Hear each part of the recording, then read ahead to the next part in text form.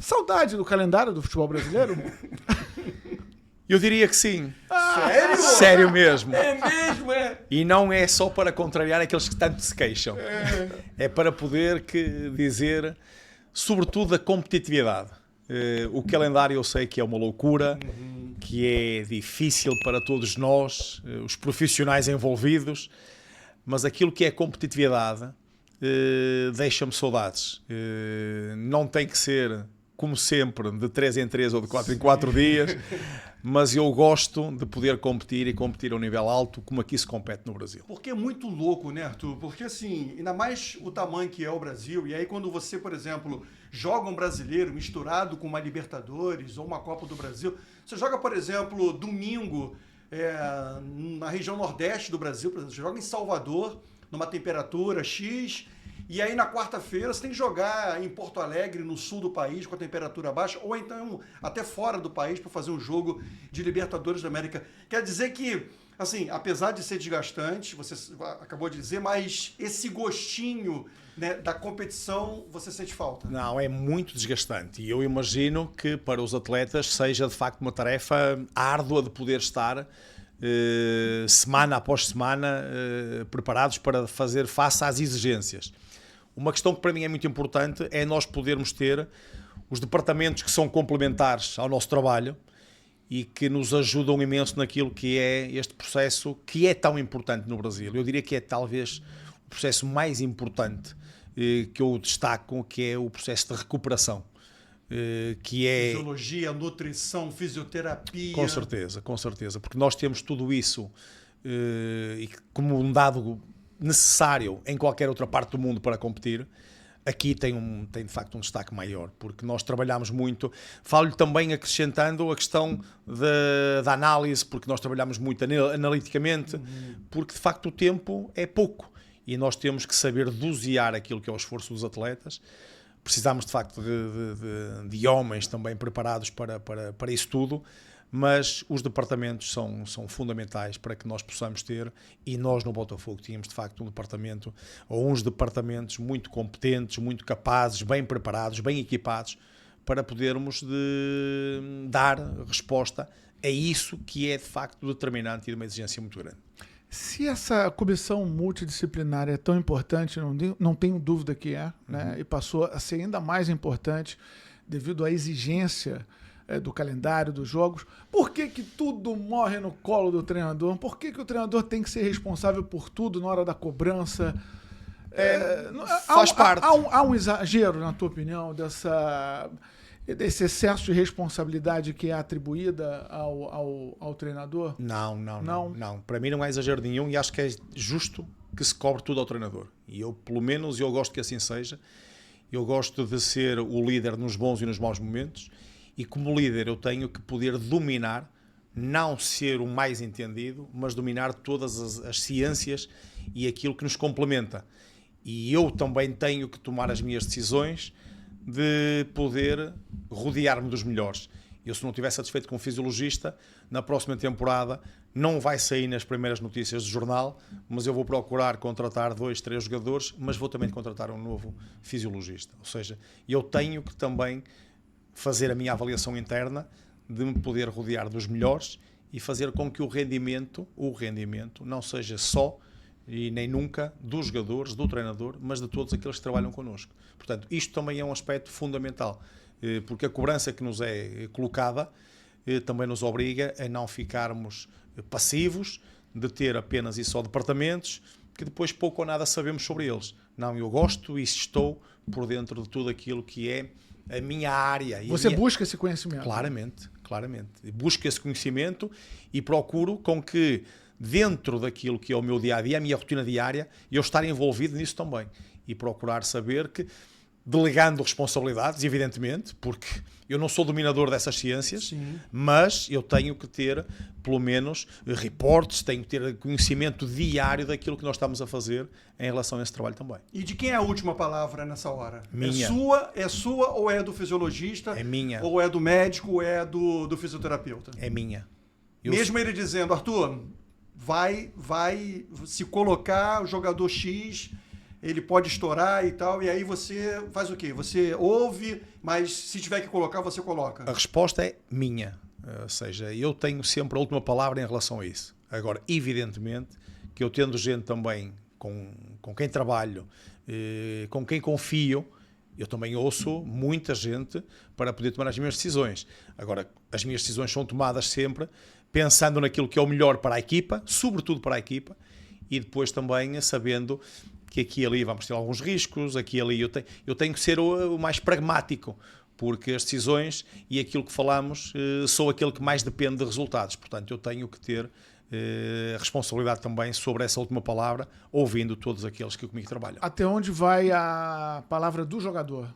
O jogador quer sempre jogar, né? Sim, mas nós ao dia de hoje já temos a capacidade de ter jogadores que também se conhecem bem, conhecem o seu corpo e que são capazes de nos ajudar, de nos dar feedbacks. Mas a verdade é essa, a maior parte dos atletas, e ainda bem que assim é, quando temos uma equipa de grande caráter, eu sempre disse isto, que nós no ano passado tivemos uma equipa de grande caráter, um grupo de homens extraordinário, futebolisticamente bons, mas eu gosto mais de os destacar enquanto homens. E eu tive a oportunidade de ter o ano passado alguns momentos como esse que está a dizer, em que o jogador foi fundamental para que eu pudesse fazer uma aposta nele ou não, sabendo que aquilo que ele conhece do seu corpo e aquilo que me podia aportar à equipa era importante, porque eu preciso de ter jogadores que estejam de facto preparados, disponíveis e acima de tudo confiantes para poderem saber que vão render. Quando assim é e quando nós temos este tipo de relação com todas estas... Ou seja, isto funciona de uma...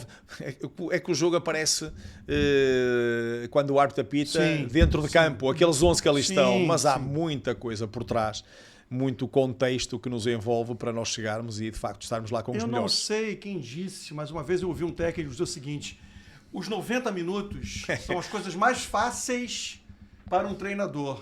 O mais difícil é o pré e o pós, sobretudo a semana de trabalho. Porque é na semana de trabalho que não é só questão tática e técnica, não. É na semana de trabalho que você tem que fazer uma gestão de grupo, relacionamento, e isso aí que realmente, né, acaba exigindo muito de um técnico. É bastante, porque nós temos, de facto, esses 90 minutos que é a parte visível do nosso trabalho. Sim. São os 90 minutos onde nós conseguimos ser avaliados e julgados, mas há, de facto, um trabalho que é complementar, que passa por o pré e pelo pós-jogo, e onde nós envolvemos muitas outras pessoas. O tempo do antigamente já não existe, em que o treinador e os jogadores faziam uma equipa. Ou seja, nós hoje vivemos muito também em cima dessas ciências que hoje se complementaram ao futebol e que eu, para mim, cada vez mais sinto mais necessidade e interesse sobre isso, porque ficámos mais bem preparados, ficámos mais capazes para poder corresponder. E essa correspondência é aquilo que o adepto vê, do que via antigamente de 90 minutos, mas nós estamos mais informados e mais capazes de ter resposta e, acima de tudo, fiabilidade naquilo que fazemos. É aquele negócio também, né, dos 11 satisfeitos e outros 15, 16 insatisfeitos. Sim, administrar os outros que não estão na... Essa é mais uma das áreas, ou seja, nós sermos capazes de lidar com 25 egos diferentes, onde é importante nós podermos ter um processo de liderança justo e honesto para com todos, para que as coisas possam fluir. E eu muito também me orgulho de ter tido sempre em todos os meus trabalhos gente que trabalhou sempre com o mesmo e único objetivo, independentemente de ter chegado ao final do ano e fazer 50 jogos ou ter feito 5. Isso para mim é muito importante, porque muitas vezes o segredo está também nisso. Nós conseguirmos, e voltamos ao exemplo de 24, porque é um exemplo que me parece muito bom, e até porque vocês conhecem melhor esse, de termos de facto gente que jogou menos e que teve um papel importantíssimo para que a equipa pudesse ter o desempenho que teve. E porquê? Porque quanto maior for a nossa competitividade interna, mais fortes nós vamos ser quando competirmos com o rival. Porque quando há acomodamento, quando há serenidade e saber que só contamos nós, fica fácil e o desempenho entra numa curva descendente. E nós fizemos exatamente o contrário, ou seja, ir crescendo porque a competitividade interna foi sempre aumentando. Você falou dessa tua saudade, então, do ambiente competitivo, né, do futebol brasileiro, até mesmo da sequência de jogos. No Catar você não tem isso? Você sente falta? Então, lá no Al Rayyan tem essa... Em outras palavras, Arthur, assim, o quanto que esse trabalho no Al Rayyan, lá no Catar, está te preenchendo profissionalmente?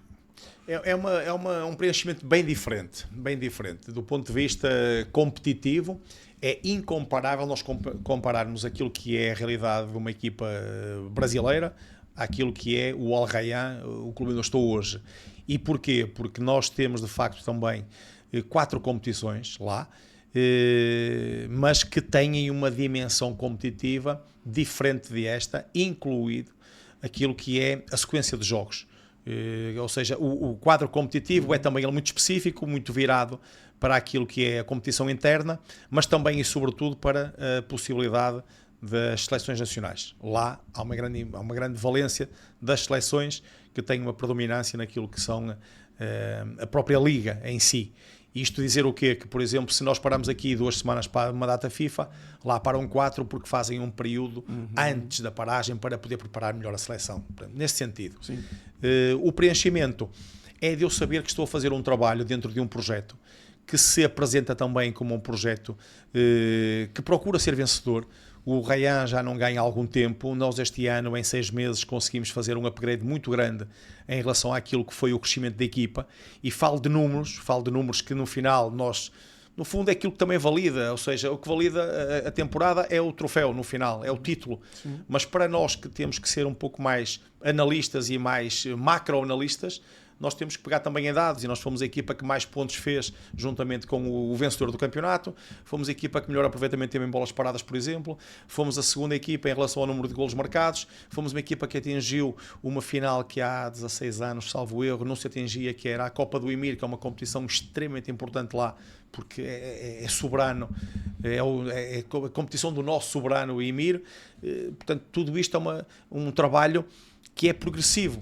E a ideia será, quando falamos de preenchimento, é nós podermos agora, este período, fazermos uma equipa competitiva, porque há 2 equipas que se têm destacado mais na competição, o do Ail e o Al Sadd, e que nós procuraremos meter o Al Rayyan também nessa luta. Portanto, é poder lutar por títulos. E poder lutar por títulos não significa ganhar.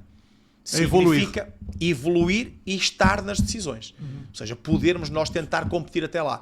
E isso nós vamos precisar agora de fazer um ajuste no plantel também, que foi para isso também que estes 6 meses serviram, para podermos tornar a equipa mais competitiva. Agora, do ponto de vista de toda uma liga, não é comparável, porque não podemos de todo fazer essa ligação. Você tem na tua cabeça um até logo? Tenho, seguramente. É. Você quer voltar para o Brasil? O meu projeto de carreira, e eu gosto de planear as minhas coisas, nem sempre correm, mas há uma ideia, há um plano, e o meu plano passa por... Aliás, eu já tive a oportunidade de voltar ao Brasil. Estes 6 meses que lá estou, já tive a oportunidade diretamente de poder voltar para cá, para o Brasil. E não o fiz, porque entendo que agora o meu projeto passa por aquilo que é complementar e completar aquilo que me foi proposto. Você recebeu proposta de clubes brasileiros da Série A? Sim, da Série A. E nesta altura, eu já o disse, e disse logo na minha saída, que o meu projeto passaria também por voltar ao Brasil. E aí, você gostou desse corte? Então segue a gente aqui no YouTube para receber outros cortes como esse daqui.